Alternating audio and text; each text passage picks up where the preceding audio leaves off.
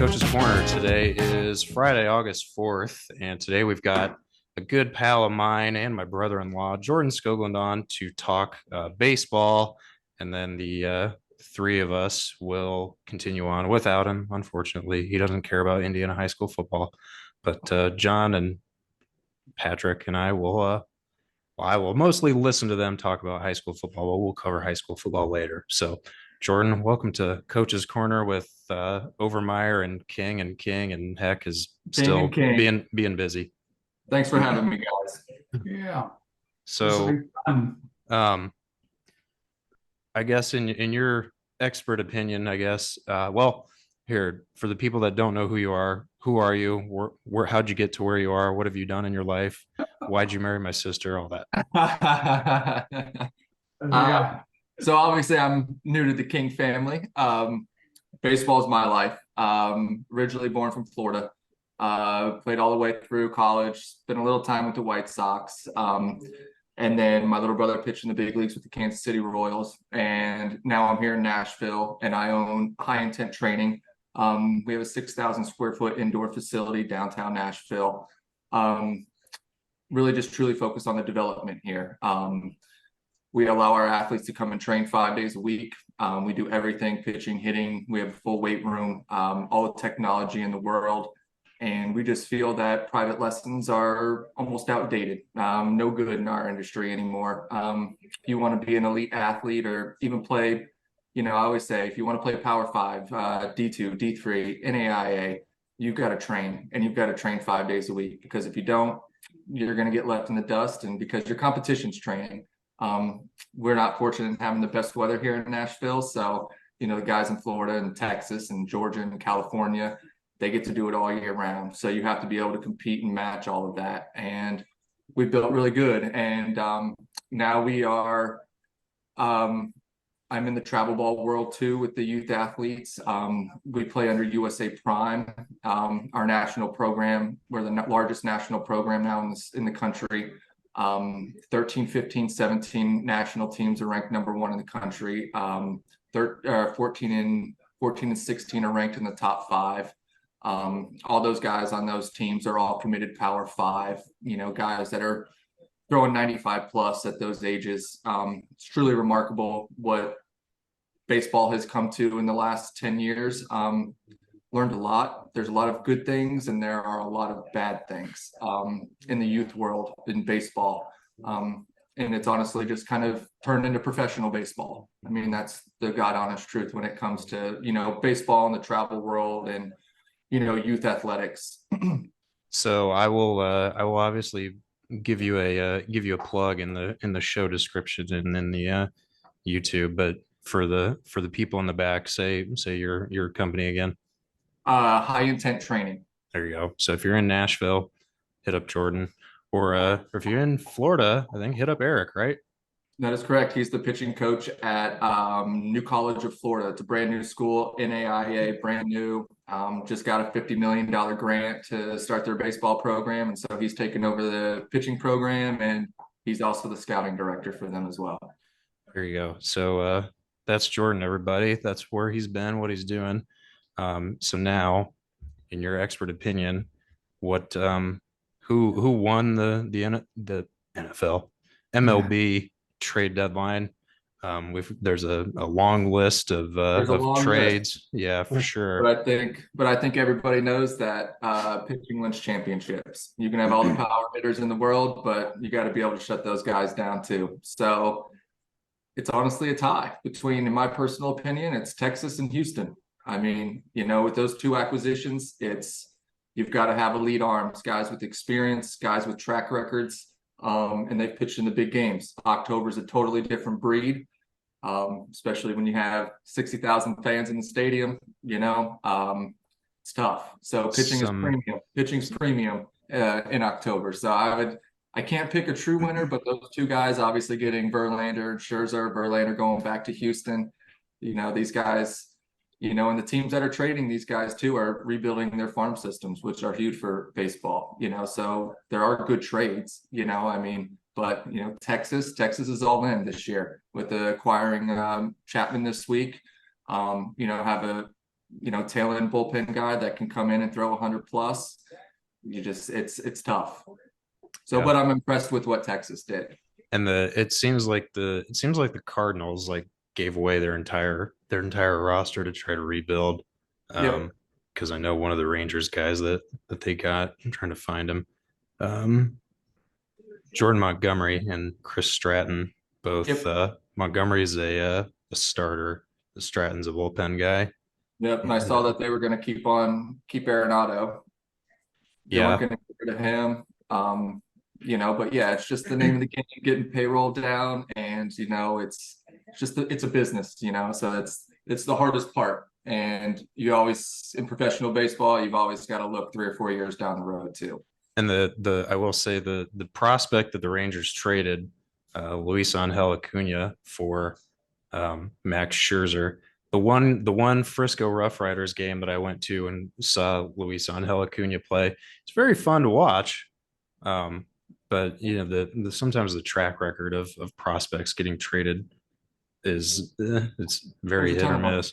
Yes, Yeah, there's going to be more of them next year. There's going to be but the draft next year, and with college and the transfer portal, I mean, it but just it changes everything. his I will say his family name might help him a little bit because he's got a Oh yeah. brother that's quite dominant in the other Acuna brother. God, what's his name? Yep. Ronald Acuna. Rock.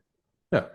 So Hey, Jordan, just for grins, how many of these guys that we're talking about did you come? Who'd you come up with when you came up So yeah, with the White so Sox yeah, organization? so And you're my not young anymore. no, But I'm not young anymore, unfortunately. name some But names of guys that are still in it. Some yeah, guys that might have Andrew been McCutcheon. double A, triple A with. Yeah, Andrew McCutcheon, obviously still. We still communicate through social media and that kind of stuff. We grew up playing together in Florida. We lived 45 minutes apart from I was in Sarasota and he was in Lakeland. Ian Desmond now is retired. Scooter Jeanette just retired as well 2 years ago. So my age group of guys are, starting to kind of dwindle out now that I'm 36. But Casey Kelly, a lot of those guys. James Hauser was another big lefty pitcher with the Rays and the Marlins. So those were my like local guys that I came up playing with all my life. So where did you play double A and triple A most? Single A. I made it to single A, and then I had some health issues, and that was it for me. That was pretty much the end of my playing career. I couldn't rebound from it. My shoulder was never the same after my first shoulder surgery, and I just honestly I was tired. I was tired. It's just It's just amazing how many pitchers have all those prospects. Yeah. You're one shoulder surgery away from retirement. It is, yeah. And it was my hip, it was my knee, it was a whole mixture of things at that point. And that's just the part of it. You have to have a lot of luck. It's very, very, very difficult to make it. And how big of a keep going, sorry. No, I was just liking to see, my little brother, Eric, make it all the way up. He was very fortunate. He didn't have any injuries. The injuries started piling on when he made it to the big leagues. And then that was, that's just part of it. But I also, there's a good side of that too. He's able to spend, 4.5 years in the show, being able to bounce back and, and Tommy John's was hard for him. And once the Royals and him parted ways, he was done. He was ready to start the next chapter of his life. How big of a not really an issue, but how big of a thing is just burnout for guys that make it into the farm system that are teetering between like double and triple A, but can never seem to get the break either because somebody on the big league team is ahead of them that's so solid, or they just peter out. But how much of that is aside from just injury, just saying, all right, I can't do this anymore. Personal life. I mean, everything. You live out of a suitcase. Because playing in the minors is not very glorious. No, I mean, until you make it to AAA, you're on a bus. Until you're on AAA, you're on a bus. Once you make it to AAA, you're commercial flights, but you're taking commercial flights after you play a game that night, and then you have to be at the airport at 4:15 for a 5:45, 6 a.m. flight, commercial. And then you get off the flight and you're right to a new city and you're right to the ballpark getting ready to go. But you live out of a suitcase for 6 to 7 months out of the year. And you don't get to come home. You know, you miss out on a lot of things. You miss out on birthdays, funerals. You know, if your brother was given, you know, you were having kids or something like that, you don't get to leave. You know, that it's a grind. And then obviously once the season ends, you know, these guys maybe take 2-3 weeks off, you know, and then it's right back to the gym. It's right back to getting ready to go to spring training again. So it's a grind. And, you know, there's just a lot of sacrifice that you have to do. And I got to witness that firsthand. And I didn't get to see my brother, honestly, from the time really he went to college until he retired. You know, I never saw him because he was always on the road. And, you know, and then in the off season, he was working, you know, so it's a really, really tough industry, but there's a lot of good things to it too. You know, he got to, you know, obviously, you know, play against some of the best guys in the game. You know, I mean, he was fortunate enough to beat Verlander in his debut, strike out Miguel Cabrera, you know, I mean, just all those types of things. I mean, it was Sorry, John. truly incredible to, you know, to experience that. Yeah, sorry, John. He didn't have one of the best debuts. He had a few good years. Yeah, he still had a few good years in Detroit, believe me. But yeah, in Detroit, right, John? Yeah, exactly. Yeah, it's just well, Jordan, your business partner has Ball State connections. That is correct. With us being based out of Indiana, tell us a little bit about. Yeah, so my business partner, Colburn Vidic. He is our hitting instructor. He is my business partner. He handles obviously all of the hitting development when it comes to the facility. I handle all of the pitching development. But Colburn went to Ball State for 3 years. He was a utility guy in my eyes. I mean, he could do anything. Played third base. They moved him to obviously the outfield once he got into the system, but he was also a pitcher too that, you know, pumped in the low 90s. And Colburn was a first-round draft pick. He was the 20th draft pick in 2010, I believe, by the Boston Red Sox. And, you know, he was in that class with, you know, he obviously played with Mookie and all of those guys that went through it at that time. And then he had a very, very serious brain injury.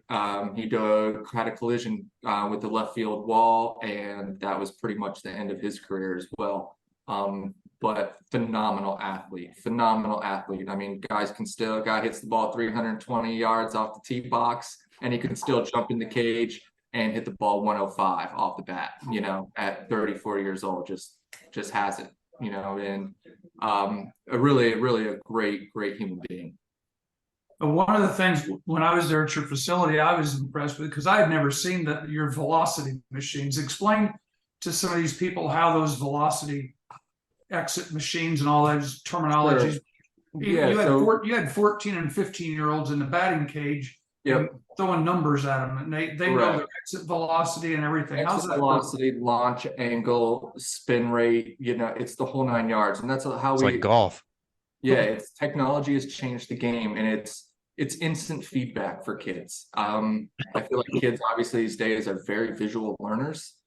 So when you can give them instant feedback, and then obviously it adds the level of competition too. You know, when we have the boys in the facility, you know, we have 15 guys in there at a time, and they're competing against each other because they can see all the information up on the screens, on the TVs. So it's, you know, it creates a really cool atmosphere. But the technology is just huge. And then obviously the pitching machines too. You know, I'm too old to throw BP to, you know, 45, 50 athletes a day.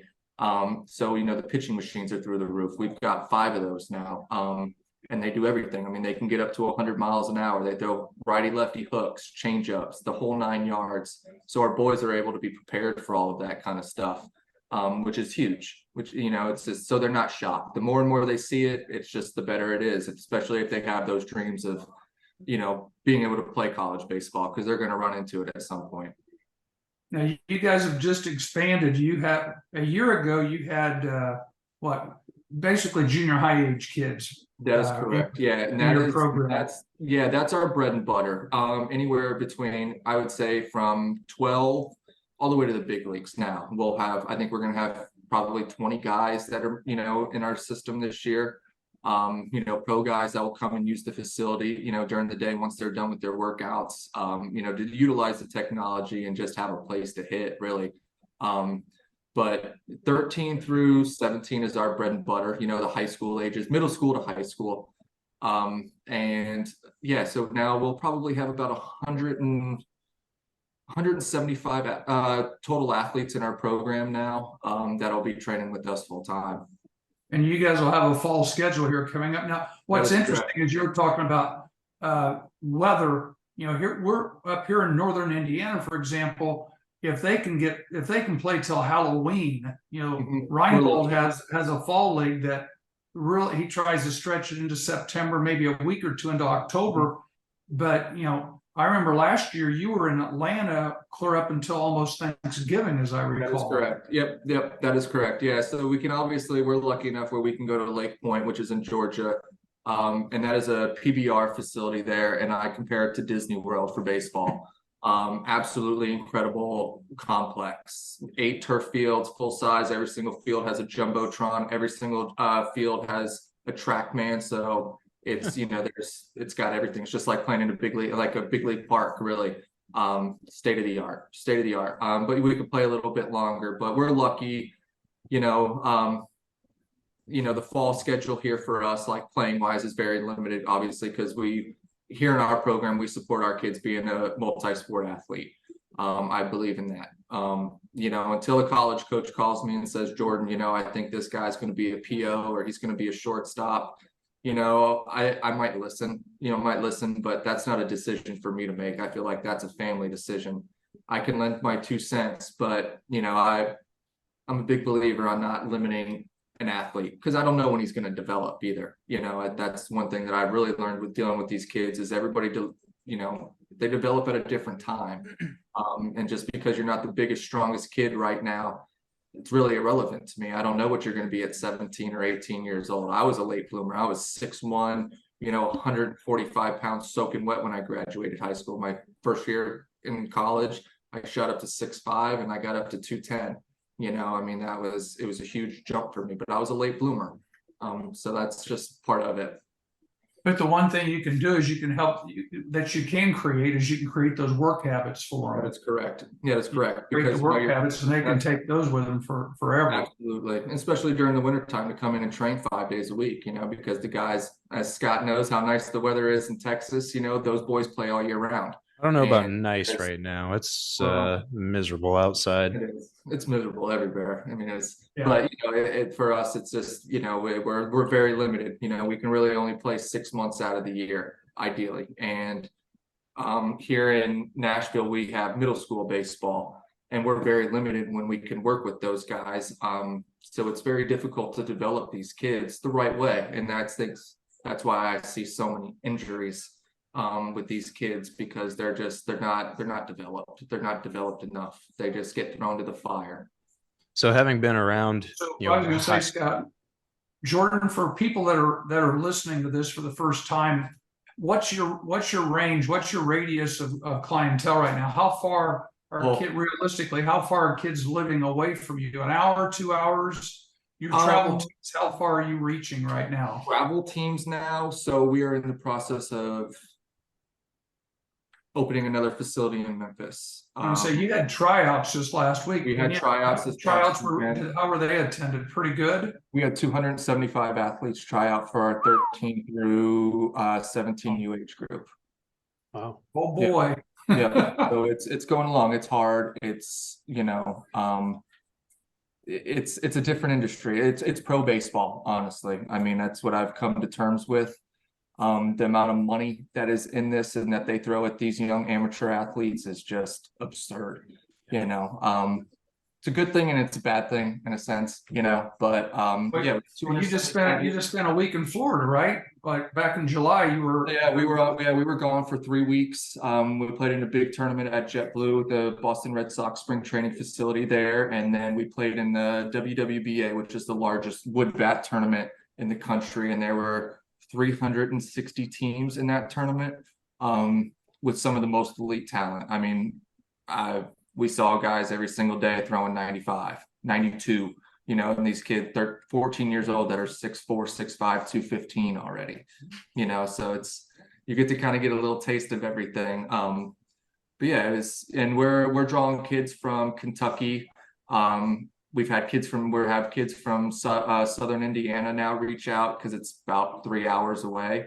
So I mean, it's a serious gig, you know. And then obviously the national program is just, you know, our national program speaks for itself. I mean, we're dominant. We're dominant. So having been around, you know, high level athletes for as long as you have, and seeing it, kind of going back to what we were talking about earlier, the work and everything it takes to go into it to get to that level, how are you seeing more people only playing one sport, or are you still seeing a good mix of people playing multiple sports? Because I know, you know, the it seems like the elite guys a lot of times will play, you know, basketball or something. I was seeing like Joe Burrow was Mr. Basketball Ohio, yep, in addition to being, you know, unbelievable at football. And I know, I think Corey Seager may have been some all-world type deal too. I think of one of my good, you know, I think about Andrew McCutcheon. He was one of the best high school football players I've ever seen, one of the fastest human beings I've ever seen. You know, could have gone to Florida State to be a dual sport athlete, you know, and just but to answer your question though, it's a good mix. It really is a good mix. I feel like it's probably here in Nashville, it's probably a 50-50 mix, you know, because hockey is really big here. Hockey is really, really big here with the Predators. You know, them building ice rinks all over this, you know, all over the metro area now for these kids. And obviously football is real big, but yeah, it's, you know, I don't like limiting athletes at this age, you know, like if you feel like you can go and compete, like these are memories you're going to have forever. I don't want to take that away from you. And that's why I offer, you know, the way to train, you know, where you can, after football practice, if you feel like you need more swings, you can come into the facility. I got you. And you can come and train. As opposed to a private lesson or anything like that. You can come in as much as you want. But I would say it's probably 50-50 here. You got 50% of the guys that are, you know, playing football, golf, and hockey. Yeah. or basketball, and then, you know, baseball as well, you know. So yeah. And because I was never elite at anything. I thought I was pretty good growing up, but I always thought that playing baseball made me better at football for sure. Mm-hmm. Yeah, I mean, I played basketball. I was a high school basketball player. I wasn't any good, but I did it because of the running and to stay in shape. Yeah. And then once the college recruiters started coming, calling, and, you know, doing all that, that's when, you know, it's like, okay, I needed to make a decision, you know, what do I want to do? And that's hard at it, you know, being 16 years old, it's a lot. And so I was fortunate to have, you know, my dad and my mom, and then you know, Don Cooper was a big part of our life. He was the pitching coach in the big leagues for the Chicago White Sox. He was my pitching coach from the time I was 8 years old. Made a huge impact on my life. He's the main reason I'm doing what I'm doing today. He probably doesn't know that, but that's the truth. I mean, he was great. And that's, you know, when I moved to Nashville and I told my parents, I was like, I'm done in the sales world. I want to work with kids. Baseball is my life. This is what I want to do. And he, you know, I don't feel like there's not enough guys like me out there, to be honest with you. It's, there's a lot of ego in this world, in this industry, and it's tough, you know, and you got to outwork your competition, and you got to lead by example. So speaking of egos and guys who probably have big egos, the big league players, good segue me. So going into, you know, post trade deadline and, you know, the last 2 months of the regular season, can anybody compete with the Braves? And who else are you liking going into the home stretch of the baseball season? I always love my Tampa Bay Rays, to be honest with you. Yeah, they're always scary good. They are. They're young, they're scrappy, and they're not afraid of losing. But then again, you know, what about Texas? What about Houston coming back? Get those trash cans ready. Yeah, that's very true. That's very true. But you know, me personally, I love watching the Mets fail. So that's one of the best things ever. You know, I was listening this morning on the Major League Baseball Network on Sirius, and and they had a couple people phone in. They were Mets fans, and they were just livid that maybe you could speak to this too.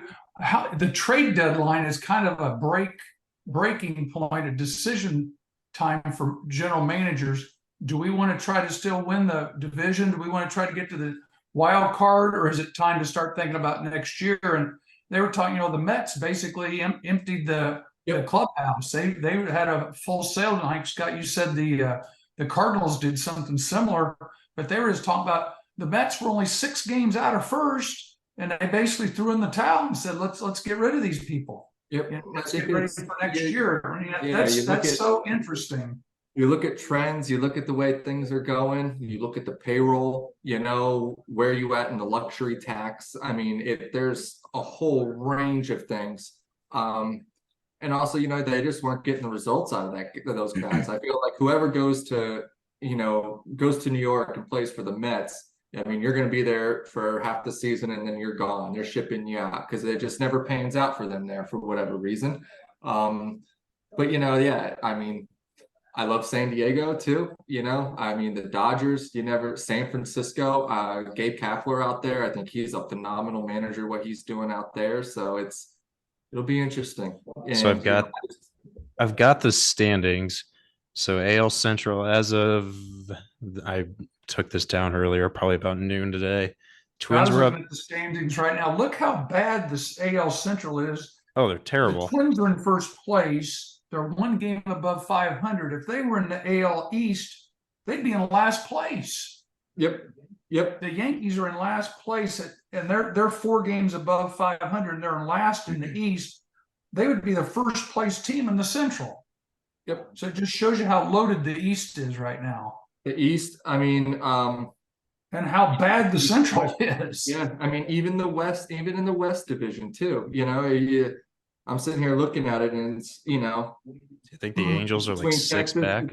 Between Texas and Houston is going to be, they're in with 1 game of each other, and now both of them picking up number 1 quality starters going into that. I mean, those guys, and the thing that Houston has over Texas is the experience. And the thing is, if the Rangers were in the East, they'd be in 3rd place behind the Rays and in front of the Blue Jays right now. That's correct. Yep.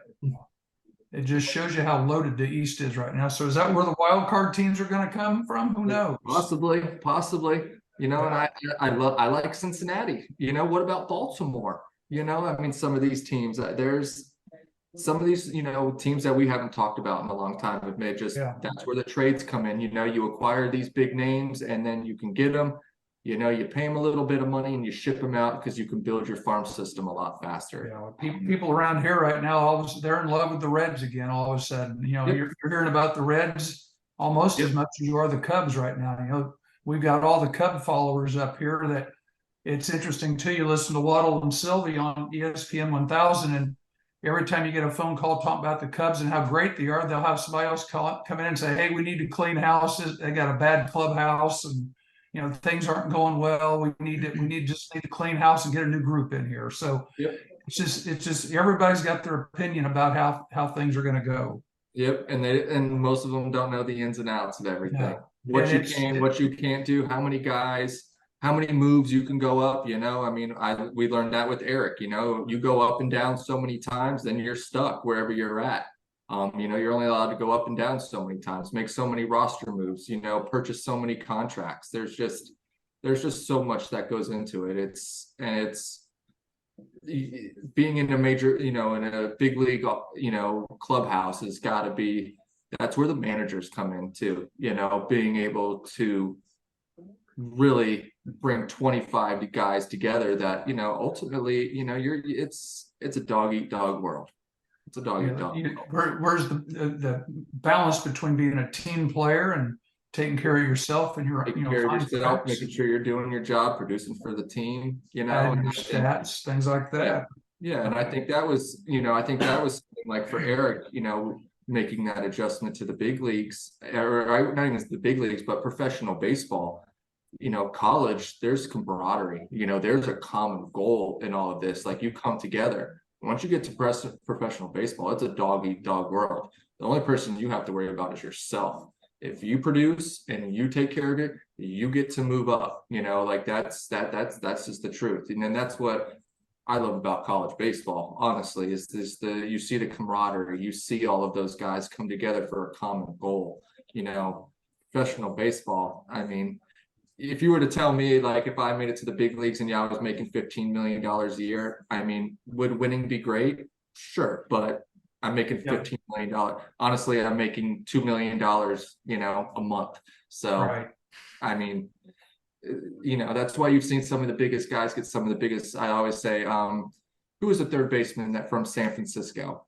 Pablo Sandoval. Remember when he got that big contract to go to Boston? He got paid because it's all guaranteed money, and you never heard about him again because he knew he got his money. He didn't care. He got his money. All right, Jordan. So as kind of the baseball season sits right now, with all the roster moves done, except for promoting and demoting people into the minors and in the majors, the trades are over. So as the rosters sit right now, who do you like to come out of the American League and the National League? It's a bold prediction, obviously, as we sit here, recording on August 3rd. But what's the world of the internet if you're not going to have spicy takes? That's right. And I'll take a spicy one. It's like, I love Texas. I think Texas, with some of those moves that they made, they're going all in. I love that. They're not worried about next year. They're worried about right now. With the ballpark that they have and everything for the city, I think they're going all in. And then obviously out of the National League, the Braves are going to be there with that roster 1 through 25. And then when they get rosters be able to expand a little bit and they can be even deeper, it's going to be tough. It's going to be real tough. I will say, even going into next year, Max Scherzer is signed for the Rangers through next year. So having a pitching staff where your 1-2 potentially is Jake DeGrom and Max Scherzer, I'll take that too. Like Chapman's a decent closer. Will he stick around, or at least he'll be there for the rest of the season? Be there for the rest of the year. I mean, they can go out. That's all they need him for. That's all they need. Exactly. They need him for right now. That was a great trade. That was a great trade with Kansas City. Getting him from Kansas City was phenomenal. And if Jonah Heim gets healthy behind the dish, they're tough. As long as Corey Seager and Marcus Semien at the top of the lineup can keep going, then we'll see. But so there you have it. Jordan Skoglund, write it down in Sharpie, or see me in Nashville, erasable Sharpie, maybe. Braves, Rangers for the World Series. I won't make you pick a winner because I don't think anybody's beating the Braves. I would say you're probably spot on that one, big guy. But that's Jordan, everybody. Hit him up in Nashville if you're in Nashville and you want to go get better at baseball, or somebody that wants to get better at baseball. Go see Jordan. Info will be in the bio. Jordan, peace out. Thanks, guys. Appreciate it. See you, Jordan. If you're looking to buy or sell property in Northern Indiana, Andy Kern and Jim Carpenter of Weicker Realty are proud supporters of Coach's Corner and have you covered. 2 native sons of South Bend will be there for you on every step of your real estate journey. Support the people that support us. Call Carp at 574-277-7444 or call Kern at 574-386-4479 and make sure to tell them that Heck and King sent you. Turba Custom Engraving is a proud supporter of BroadcastSport.net and the broadcasts of football season coming up here in the fall. Turba offers customizable bricks that are laser engraved, and they're available on their Etsy shop or on their regular website at turbacustomengraving.com. That's Turba, Turba, customengraving.com, or you can go to etsy.com/shop/Turba Custom Engraving. All right, so we are back from our little break. Thank you to everybody for going to check out our sponsors who have been so very nice to support Coach's Corner with Heck and King here coming up in the fall. Nobody really sponsors this Zoom. I just do it for fun. But we'll get into local high school stuff. Since I moved to Texas, I really don't have any idea what's going on. I think New Prairie was good last year, played in the state finals. This is more of you guys' thing than mine. So, John, Patrick, take it away.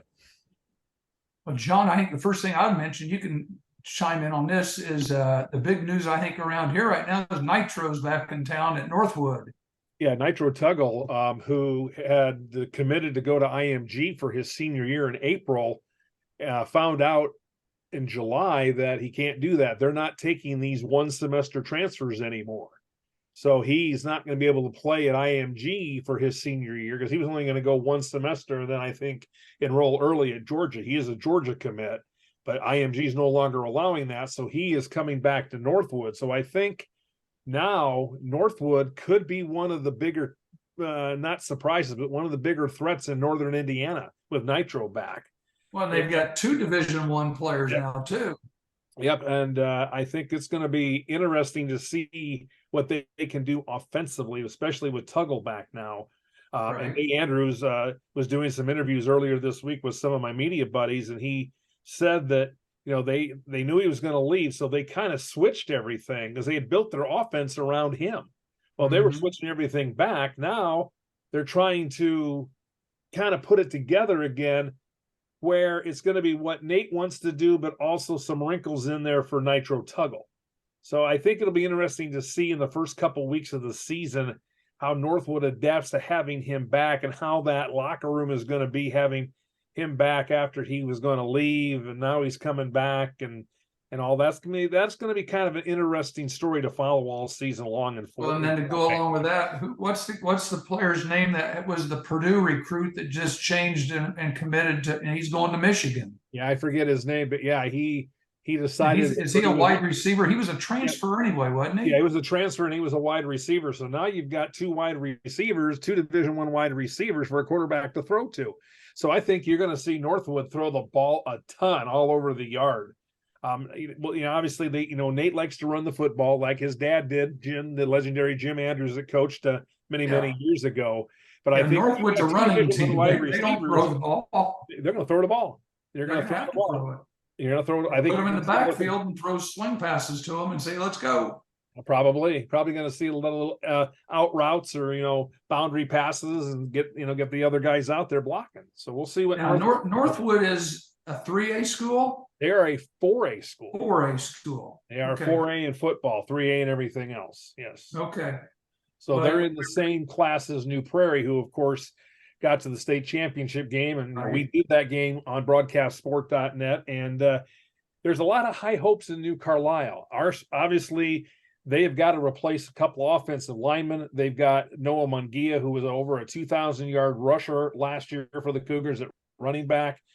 They've got a couple wide receivers they need to replace, but the defense, a lot of the defense is back from a year ago, and there's a lot of high hopes and a lot of things for New Prairie this year. I think it's going to really, I think offensively, it's going to go on the shoulders of Marshall Kamichek, their quarterback. He can run and he can throw. He is a dual threat, and that's going to make it kind of some fits for defense. Can New Prairie get back to the state finals?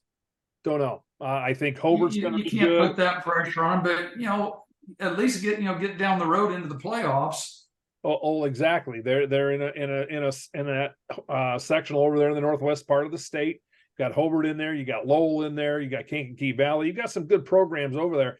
I hear a lot of talk about how good Hobart's going to be this year after kind of having a little bit of a down year a year ago, and that is a potential sectional opponent as well for New Prairie. It'll be interesting to see. That 4A could be wide open. Don't count out Northridge. And we've seen what Northridge has done here the last several years. Here's the team that got beat 42-0 by Northwood in the regular season. They go over to Andrews Field and knock off Northwood with Nitro Tuggle for a sectional championship to win their second straight. Now, I went with Kenny to New Prairie. I went over to the Bricky Bowl. Yes, you did. Yep. Now somebody was telling me that their quarterback just transferred. They had a sophomore quarterback last year, and he transferred to Crown Point, I believe. Yeah, he went to Crown Point. Yeah, he heard. Yeah, and he was supposed to be a good time. Yeah. So that'll be interesting to see how that plays out. Yeah, I think 4A is going to be quite intriguing this year with all these teams that are supposed to be good. And you look at Hobart's schedule. They play some big boys. They've got they are a member of the Northwest Crossroads. They got out of the Duneland several years ago because the only sport they were really competitive in the Duneland was football. Otherwise, they're getting beat up pretty bad. So they got out of the Dune one, went to the Northwest Crossroads. But you look at their schedule; they've got to play Chesterton, who has been very good here as of recent times. Maryville, everybody's talking about Maryville 5A, but they play basically a 5A schedule except for some 4As, and there's an Andrean teams 2A we saw down in the state finals a year ago. Yeah, their schedule is loaded. They were what 8-4 last year, I think. Yeah, 8-4 last year. But they play a tough schedule, so I think they're going to be a team that needs to be watched out of Northwest Indiana. Well, and you can't talk about Northwest Indiana without mentioning Valpo. Oh yeah, Valpo's always going to be there. 5A state champions. Yeah, Valpo's always going to be there. That's for sure. And then here locally, you got Penn, you got Mishawaka. Now here's the topic I was going to bring up, and I don't know if today's the day to do it. We may wait and do this on our podcast here in a couple of weeks. But an article out of Indianapolis, they were talking about conferences and teams that have kind of been, the whole topic of it was the northern part of the state has fallen behind the central part of the state. I don't know if you read that article. I saw that. I did read that as well, and I kind of agree. But I read through some of that, and it made a lot of sense that the power structure right now there's no secret. It's based in the counties right there around Indianapolis, and I think a lot of it had to do with the idea that where you have Carmel and Center Grove that are now basically independents because the MIC didn't want them in the conference anymore, right? Because they were winning too much, kind of like Harrison was over with the North Central Conference. They said you've won 13 of the last 13 all sports trophies. You're no longer welcome in the conference. But the whole thing they said is they need to create a super conference that's just football only. So for you people listening at home, just think about that for a minute. High schools may have to do the same thing colleges have done, where you have strictly a football conference, and that football, and they may be playing Saturday afternoons. They may be competing like with the colleges because of travel. But for example, they said, why has Mishawaka, why has Penn, for example, fallen behind so much? I mean, they go to the state finals. I remember several years ago, Penn goes to state finals. Ben Davis beats them like 50-0. Right. And it's happened. Think about 2 years ago, Northridge goes to the state finals and just gets drilled. Last year, we saw New Prairie go to the state finals. East Central. And East Central just rolled them. And is there that big of a gap? East Central obviously is a Cincinnati suburb, but the week before they had played Roncalli, and that was the game. Roncalli and East Central at their level, and obviously New Prairie comes down there and just they were out of place. They got down there. Those East Central linemen were huge. Remember we were at the game and we were talking about, even from where we were up our vantage point, we could just tell. And Drew was down on the field. He said those guys are bigger than him.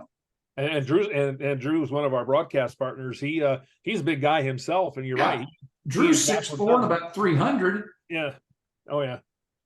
But the whole point of it is, we start naming names. Do you get a conference that has maybe Penn and Mishawaka, Homestead, Valpo, Merrillville, Lafayette, Jeff, maybe Kokomo, Carroll, Carmel, Center Grove, Warren, Ben Davis. Ben Davis has IMG coming up from Florida to play this year.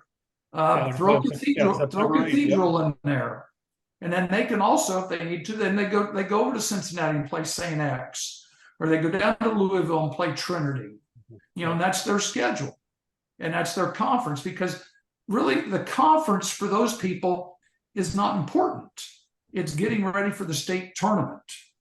And you can tell that because Carmel and Center Grove right now don't seem too concerned about not being in a conference. And that's a great point. And I had an opportunity a couple of weeks ago. I ran into one of the Penn assistant coaches for Corey Yeoman, who used to be the St. Joe head coach, Brian Whitten. He's now an assistant. And I ran into him at a local eating establishment a couple of weeks ago. And I was asking him about that with Penn. And, they do so well usually in the regular season. but then they get to the tournament and then they get blasted by some of these bigger schools. And why, why don't you get into another conference that's going to help you? And I asked you, I said, do you think that the NIC holds you back in football? He said, absolutely, they do. Good question. Very good question. Because Elkhart, okay, they're decent. Marion, they're up and down. St. Joe, they're trying to come back. You've got New Prairie and you got Adams, and we know what South Bend football is like, unfortunately. Yeah, unfortunately. That's not a schedule that's going to help you. You're going to play Valpo, Mishawaka, and Cathedral in the first 3 weeks. Okay, those are good competitive games. But after that, Hammond Morton, really? No offense to the friends, our friends at Hammond Morton. But you're telling the truth. Good. But look at Cathedral. The last several years, there was one year they were 5-4 and went to the state finals. Right. Because their 4 losses were like Carmel, Center Grove, Trinity, and St. X. So, I think that's the thing you can get. That's the topic I was going to bring up. You can get away with that too in Indiana high school sports because everybody makes the postseason. Yeah. So I mean, if you're good enough, if you're Cathedral and you go play all these powerhouse schools from other states, you can go into the first round of the sectional having not even won and still, roll through the Indiana tournament and win the state final. Well, there were teams last year, I think there were a couple of teams that were 2-8 that were that won like 3 games, won their sectional. Yep. But you're right, Scott, because in Texas, I think you have to finish first, second, or third to make the playoffs. Well, that was like with Northwood back the last time they won the state title. They went 4-5 in the regular season. They got on a roll and they won the state title. Mm-hmm. Yeah, ended up with a winning record, but it wasn't much above 500 winning a state title, 4-5, because they played some teams that got them ready. And that Northern Lakes is, it's pretty good. Warsaw's usually decent. Northwood's decent. Concord's usually, they're usually right there. It kind of drops off after that, but that's what helped Northwood, was playing that kind of a schedule. You talk about Cathedral and you look at their schedule. They open up with Lafayette Jeff down at Lucas Oil on opening night. Mm-hmm. Then you got Brownsburg, you got Penn, you got Chittard, North Central. Then they play Frederick Douglass out of Kentucky, then Cincinnati LaSalle, Roncalli and Center Grove. They'll be ready come tournament. They could be 0-9. They'll be ready. Yeah, I agree. Well, and Scott made a good point. In Indiana, football and basketball conference success really has nothing to do with the tournament. No. And to be quite honest, from a personal part of that, my 15 years at Adams, if you think about it, our non-conference schedule a lot of times was tougher than the conference games because I was willing to go to Fort Wayne and play Snyder, to play Northrop. We went down and played Marion. We played Kokomo. We played Anderson. We went down and played Indianapolis, Arlington. We played Carmel. We'd go play East Chicago. I tried to get games that, on Saturday night that were going to get us ready for the tournament. Well, and, we would go in there with a record of 10-10, 12-8, but we felt like we were very well prepared for the tournament. And I think that goes a long way for football. Administrators love to win conferences. Yeah, they can hang a banner because that's a banner that goes up in their office, and they can go when they go to their administrative meetings, they can puff their chest out, and everybody smiles at them. Hey, great job, like that. But then they go to the sectional at 8. Let's say in basketball they're 15-5, or football they're 9-1, and they lose the first game because they played a bunch of powder puffs. Well, that's kind of what. Kind of like what is about Georgia's football schedule. Somebody was going through there about all the powder puffs Georgia had on their football schedule this fall coming up. They had like 3 games that were TV worthy. The rest of them, the games will be over by halftime. Yeah, one of them Ball State, of course. Exactly. I think in one of the I think maybe when Ryan Klein was a senior at Carmel was like 12-9 going into the sectional, and they won the state. Mm-hmm. I agree. Well, that's what Christy Ulrich has done at Penn. She has tried to boost her non-conference schedule so they can be ready come tournament time. And that, last year it didn't help them too much because they just were kind of short on talent. But they're playing Valparaiso every year. They're playing Lake Central. They're playing teams that they might see in the regional, but they're good regular season tests to see where they are. Look where Lake Central got a year ago. Well, the trend right now for the basketball is like during Christmas time, people are going to tournaments that have 4 good teams or 8 good teams, and you get 3 games out of it, compared to having a holiday tourney with 3 teams that you're going to win. Make sure you get the trophy in your trophy case again to keep your principal happy. Right. So well, here's let's talk. I was going to say, I've we're going to talk about some of the stuff we got coming up here in August. Go ahead, Scott. Well, and I've got one more kind of Indiana related thing. Did you see? I think Flory Badunga put out his college choices, and none of the Indiana schools were on there. And then Cannon Catchings from Brownsburg is, I believe, going to transfer to Lawlemere and play at Lawlemere this year. What's kind of is there a sour taste in the coaching world in Indiana because of some of the recent developments in high school movement, or does the train just keep on going? Well, I think that there probably is some resentment, because, Coach, you've seen Flory play. I got to see him play last year in the semi-state against, Penn and a Fort Wayne North team.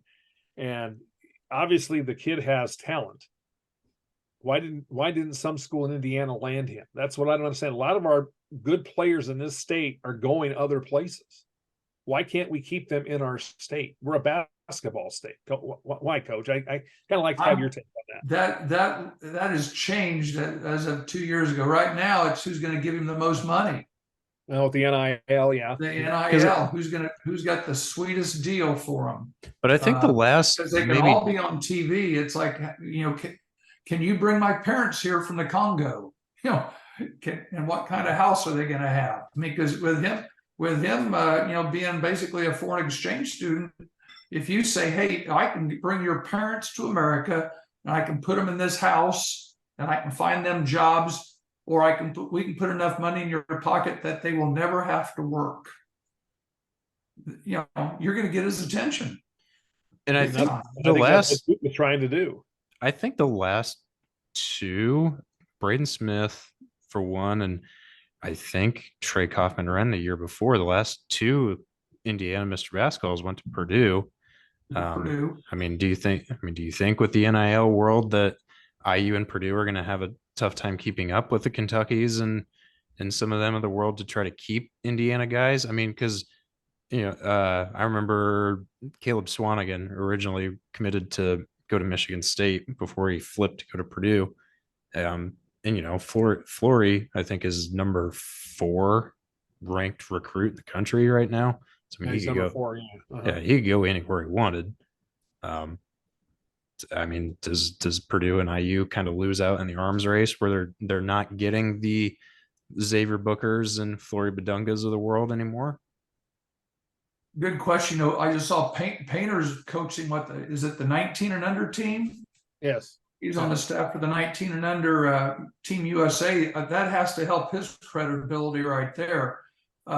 Big men obviously are going to go to Purdue. Painter's got a history of getting 7-footers over there.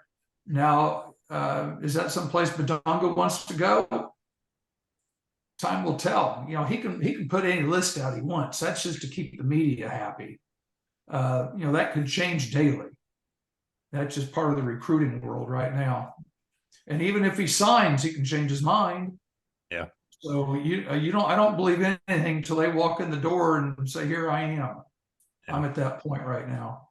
Yeah. So moving forward here in the next little while before the live shows resume at Bar Louie, what's going on broadcastsport.net? Well, right now we're obviously getting ready for football season. We are finishing up our sponsorships. We have a lot of great folks that are going to have sponsorships on the South Bend game of the week, as well as New Prairie. We're going to have an Elkhart County game of the week. We're currently working on that. For those of you that have watched the South Bend game of the week with Coach and Drew and I, Coach isn't going to be with us this year. We lost one of our broadcasters for New Prairie this year. He's got a lot going on in his personal life. He's getting married this month. His brother's getting married in September, and some other things going on with the family right now, so he's stepping aside for this year. So we're going to move old Coach King over there to the New Prairie games on Friday nights. Yeah, I get to watch 10 New Prairie games this year. Yes, you do. And I'll get to go to a couple new stadiums because I don't think I've ever been to LaPorte to start with. Yep. Well, of course, on September 30th, hopefully you will join us at Clay Field. That's a Saturday afternoon game. We have a doubleheader that weekend.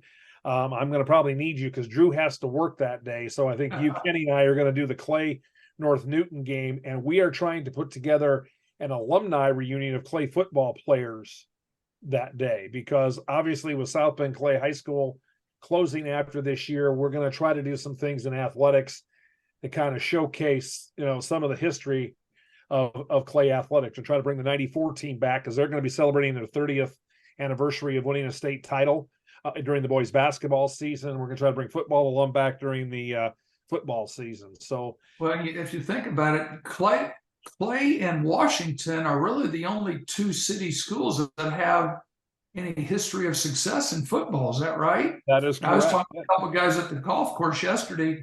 Strzelecki, he was on the 73 Washington football team. Yep. That was state champions.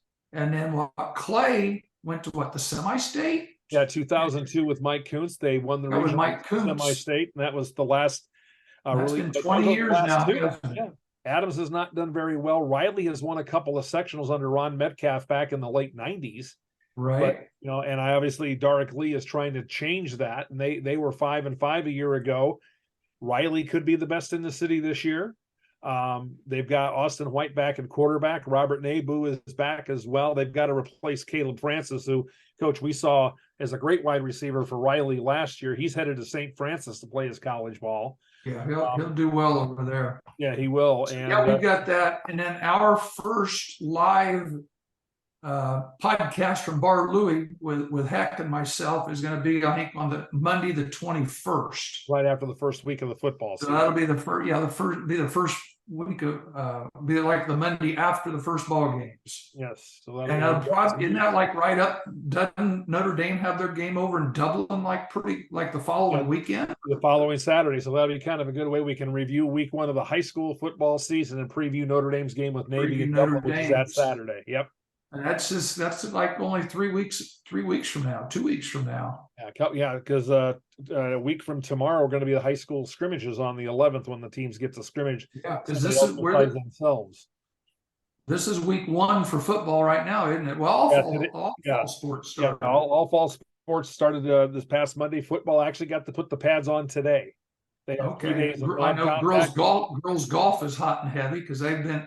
They've got a chance to play all their invitationals now because they can get 18 holes in because nobody has school yet. That's right. And so girls golf season is already underway. All the other teams are practicing. Football has their scrimmages a week from tomorrow, and 2 weeks from tomorrow is the opening night of the high school season. Yeah, because golf doesn't have to have 5 practices. I think they just had to have like 1. Yeah, they started like the Friday before, like the 28th or something like that. And we play matches on the 31st. So yeah, exactly. We're getting high school season starting to come alive, and we're going to be busy here on Broadcast Sport. We have a lot of great sponsors. The podcast at Bar Louie's on the 21st. We have 3 new sponsors for that already. Andy Kern of Weichert Realty, Jim Carpenter of Weichert Realty, and of course also a Turba Custom Engraving of South Bend. They are going to be a sponsor of the podcast and also going to be providing decorative rocks. As in the South Bend game of the week, Coach, you remember this last year we gave an offensive defensive line of the game and stuff. Yeah, they are willing to do that again this year. But Rose Brick was doing that, but the guy that did that retired, and they're not going to replace him. So we went somewhere else, and we got this other gentleman who lives in South Bend that does this for a. That was good that they were interested in doing that. Great. Yeah. Well, Scott, you went to see the Rangers 2 nights ago, right? You saw the Rangers 2 nights ago. All right. You got plans to go any games here recent coming up? Between that and Frisco, you're all set. Ideally, yes. I mean, Rangers are doing well. They're fun to watch. Yeah. It's a good stadium experience. Winning. Yeah, especially when they're winning, and especially when it's 105 degrees outside, but it's 74 inside the indoor stadium. So Well, that's it's always nice. funny you say that because 40 years ago when we moved to Plano, your mother and I were doing the same thing that you guys are doing now. We were heading to Texas Stadium, but we were watching Bucky Dent and Buddy Bell and people like that from the old Texas Ranger days. So and the old stadium, and they were outside because I remember looking down the right field at the start of the games. The game started like 7:12, and I remember a couple of times it was 102, and we were outside. But they played, all night games because it was so hot. Yeah, it's been in the hundreds, probably going on like 2 weeks in a row now. And Well, I think next week it's supposed to dip down to 98 for the high. So we'll get a little bit of relief from it. But when does that's Texas. football starts down there? Maybe a little later than it does here. I think football starts still the middle of the month, doesn't it? Yeah, I think so. I 'Cause live I don't think they play till Labor Day. yeah, we live right across the street from Frisco Memorial High School, and the only people I see out there is the marching band out in the parking lot. So I haven't seen any football two-a-days going on yet. Okay.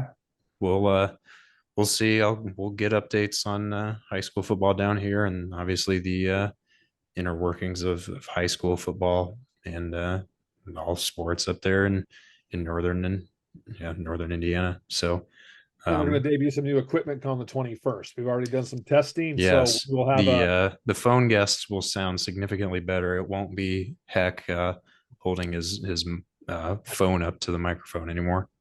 we've made a little investment in our company for some other equipment, which Yeah. we can use for multiple purposes. So if we stick your dad down on the sideline sometime, he'll just have to have his phone on, and we can call him, and he can give us a report from the sideline. Yeah, the production value has gone up significantly. So we're very grateful for the sponsors that have come on, and if anybody else wants to sponsor, email John at broadcastsport.net, and we'll give you some love on the show.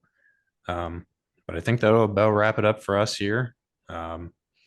Any parting words in the last 2 minutes before the Zoom kicks us off? I'm good. As you can see, I don't have a light turned on here at the house, and it's just about sundown. Yeah. So you got a little dark there, Coach, and I pay your I did. You're right. No, Thanks, Scott, for running this. Yeah, thanks for having it. I'm hoping people can join us on the 21st. Little selfish plug here. If you want to see our broadcast schedule coming up for the month of August, you can go on to broadcastsport.net. You will see that it is there. You can click on either South Bend Game of the Week, New Prairie Sports, or a Game of the Week, and you can find out what our schedule looks like and who our sponsors are. And make sure you click on the sponsor links when you go to those pages, because they would like to know that you saw them and heard from them on broadcastsport.net. So we would appreciate you doing that as well. Yep. Support the people that support broadcastsport.net. So that'll do it for us here. I'm Scott. That's Patrick. That's John. Yeah. We will see you live on August 21st, and we may have one more YouTube show before then. But until next time, see you later.